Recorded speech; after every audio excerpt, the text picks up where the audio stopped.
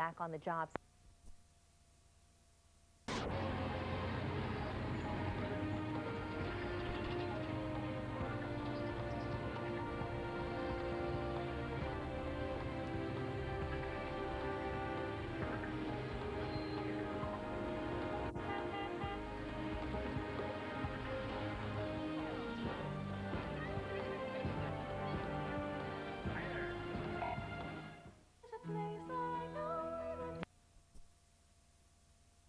It goes wrong. That's why the Eves government is preaching conservation so strenuously. But the question is, will that be enough for the Eves government to conserve its hold on power? The challenge is still there. We need to have a reserve. We can't use every single megawatt of power that we have in case of a maintenance problem somewhere in the system.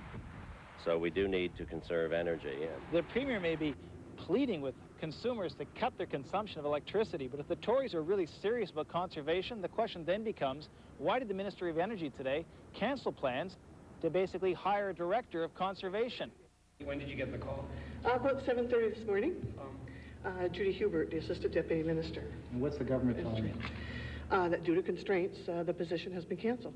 And the internationally recognized expert on electricity conservation had this to say about the Eves government move to cap electricity prices last winter.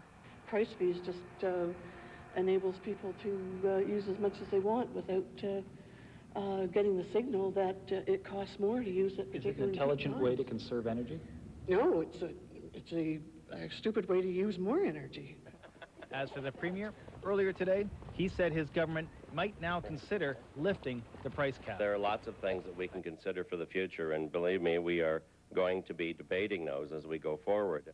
Late in the day, the Premier's office here at Queen's Park seemed to back off the suggestion that they might revisit the cap issue. That being said, one thing now seems for certain. If there is a fall election, electricity is going to be a significant issue. And with that in mind, we went to the streets and we asked you, if an election were held today, who would you vote for? Probably Conservative. Has the recent blackout any influence on how you might cast your ballot? No, not at all. I wouldn't vote for any Eves. I'd probably vote NDP. Has the recent blackout had an influence as to... Yes. Oh, yes, indeed. The Liberals? Did the recent blackout influence that decision? Absolutely not. Now, we talked to a number of people on Bloor Street today, and one thing seems very certain. Your position going into this blackout has been solidified by the blackout. In other words, the political parties have had their votes confirmed by what's happened. The undecided, however, they're looking at this issue and they're watching the Eves government very carefully to see, A, how blame is assessed, but also how they carry forward during this blackout period. So, not good news to the Eves government. Their momentum is stalled.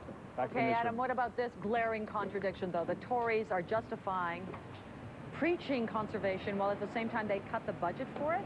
Well, this government has had a very difficult time handling the electricity issue. And one of the things that Eve said late in the afternoon as well today is it was news to John Baird, the energy minister, that this program had even been cut.